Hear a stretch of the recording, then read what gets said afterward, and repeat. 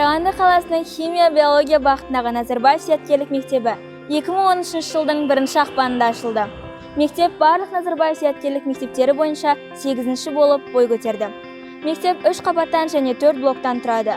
Бұнда оқушылар мен мұғалімдердің толық күн тәртібін өткізулері үшін барлық жағдай жасалған.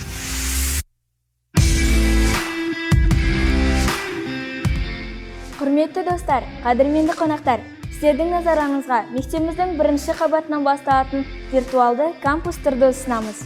Біз оқушылар, мұғалімдер және мектептің басқа да қызметкерлері қауіпсіздік үшін, сонымен қатар мектепті әрдайым бақылау үстінде ұстау үшін чип арқылы орталық есіктен өтеміз. Мы начинаем наш виртуальный тур со школьной телестудии NAS TV, где имеется профессиональное оборудование, которому могут позавидовать многие. Ученики здесь снимают видеосюжеты о событиях в школе, ведут репортажи с интересных школьных мероприятий, снимают интервью со школьными гостями, учащимися и педагогами, а также выпускают школьные газеты. Алдарыңызда үлкен спорт залы.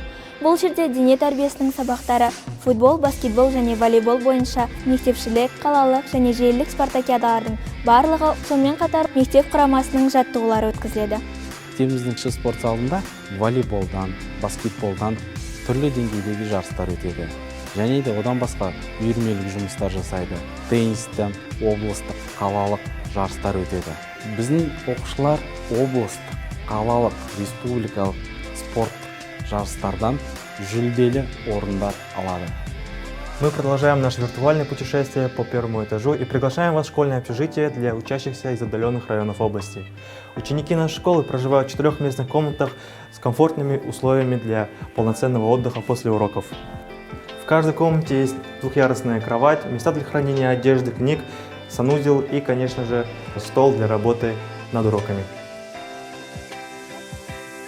Воспитатели общежития проводят с учениками такие традиционные мероприятия, как вечер знакомств, вечеринки, вечер «Алло, мы ищем таланты», конкурс рукодельницы, конкурс причесок, кукольный театр, а также организуют творческие работы и выставки. Также отмечаются знаменательные даты и праздники, проводятся спортивно-оздоровительные конкурсы. Кстати, каждую четверть проводятся такие конкурсы, как образцовый этаж и лучшая комната, которые способствуют не только поддержанию порядка, но и реализации основных задач по самообслуживанию и самоуправлению учащихся.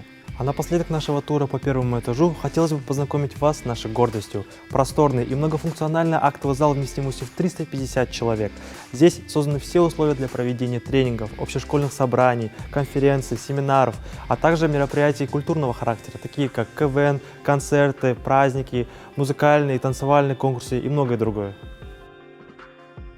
Дорогие семиклассники, с начала этого учебного года вы будете изучать новый предмет физику. Основная цель физики – изучение физических явлений, происходящих в нашей природе. Основной метод изучения физики – эксперимент. Большую часть практических заданий вы будете проводить в данной расширенной лаборатории физики. Наша лаборатория оснащена современным оборудованием из Казахстана, России, Германии и США. По мере накопления опыта вы можете проводить различные лабораторные и практические работы. Например, примером механического явления является взаимодействие тел.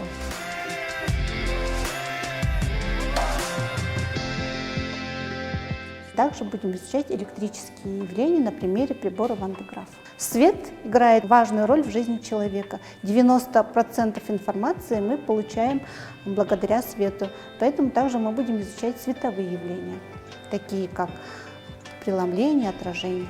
Также мы будем изучать звуковые явления. Многие технические приборы работают на магнитах, поэтому также мы будем изучать с вами магнитные явления.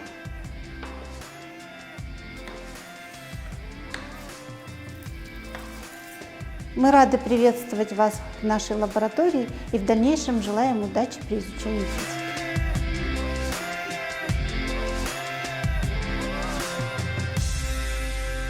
Алдарыңызда мектебіміздің кітапханасы. Кітапхана визуал түрде ашық орналасқан. Бірнеше зоналардан тұрады. Бұнда 3 тілдегі көркем әдебиет, қосымша әдебиет, анықтамалық құралдар мен сөздіктердің барлығын осы жерден таба аласыздар. Сонымен қатар, арнайы газет-журналдарға арналған ашық сөрелер орналасқан.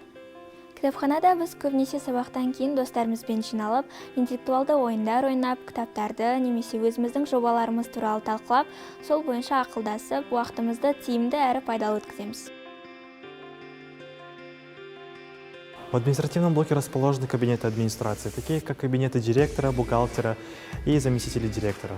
Также вы можете увидеть иностранные флаги, с которых приехали наши иностранные учителя.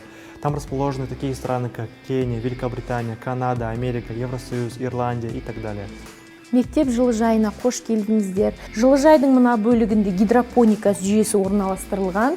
Гидропоника дегеніміз бұл өсімдіктерді топырақсыз ортада өсіру, ол өсімдіктерді қоректендіру тамыр жүйесін арнаулы ерітінділердің көмегімен жүзеге асырылады. Бұл жерде сіздер әртүрлі эксперименттік зертханалық жұмыстар жүргізе аласыздар. Мынау біздің жылыжайымыздың жұмыс орны. Бұл жерде биология пәнінен әртүрлі зертханалық жұмыстар жүргізіледі. Жылыжайдың ортаңғы бөліктері оқушылардың үзіліс және сабақтан тыс уақытта демалуларына барлық жағдайлар жасалынған. Бұл жерде өздеріңіз көріп тұрғандай тропикалық және субтропикалық өсімдіктердің түрлері, әртүрлі бөлме өсімдіктері өсірілген. Ал жылыжайымыздың сол жақ бөлігіне қарайтын болсаңыздар, мұнда жаратылыстану пәндері бойынша сабақтар жүргізуге барлық мүмкіндіктер бар. Бұл біздің би үйірмесінің алаңы. Ал кіші театр залында актерлік шеберлік пен ән күй бойынша сабақтар өткізіледі. Оқушылар бұл жерге өз қалаулары бойынша келіп, шығармашылықтарын шыңдай алады. Би өнеріне деген қызығушылықтарын арттыра отырып, шәкірттерді хореография өнеріне баулаймыз.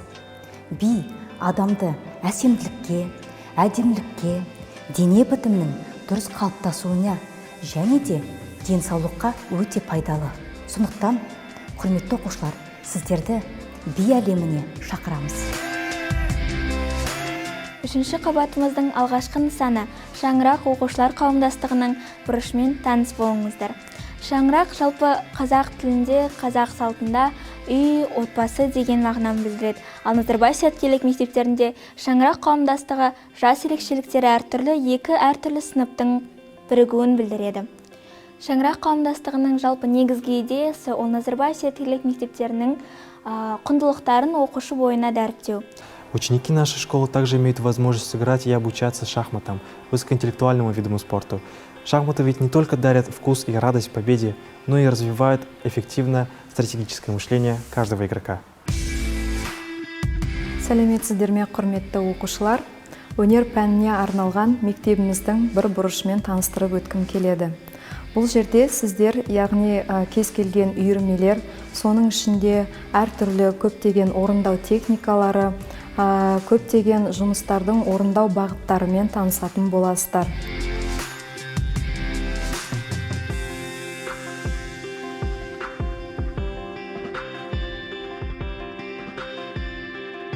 Перед вами вы можете увидеть уголок социальных практик, который обязательно при прохождении каждого ученика НИШ.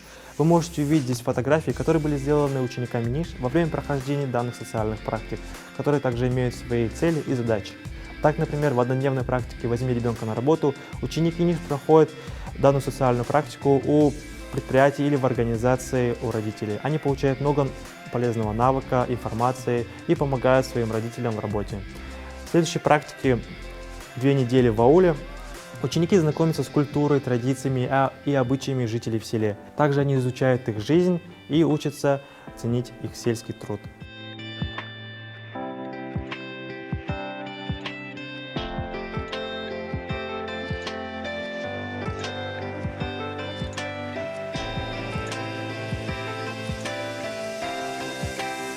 Мектебіміздегі ең маңызды әлеуметтік жобалардың бірі қоғамға қызмет ету жобасы. Жобаның мақсаты әр оқушыны патриоттыққа, жауапкершілікке және адамгершілік қасиеттерге тәрбиелеу болып саналады. Біздің мектеп Шахан қаласындағы қарттар үйі мен облыстық балалар үйімен бірлесе отырып, әртүрлі қайырымдылық істерін жасайды. Оның ішінде оларды өзара татуластыру, өзара жақындастыру мақсатында жасалған қайырымдылық көпірі жобасы бастау алған. Назарбаев интеллектуальная школа, созданная по инициативе Ельбасы, знакомит нас с образовательными технологиями мирового уровня, прокладывает путь в большую науку и открывает двери для новых возможностей. Ученики нашей школы – воспитанные и талантливые личности, знающие историю и культуру своей родины, уважающие старших и готовые служить обществу. Сегодняшние ученики – завтрашние лидеры Казахстана. Добро пожаловать в нашу школу!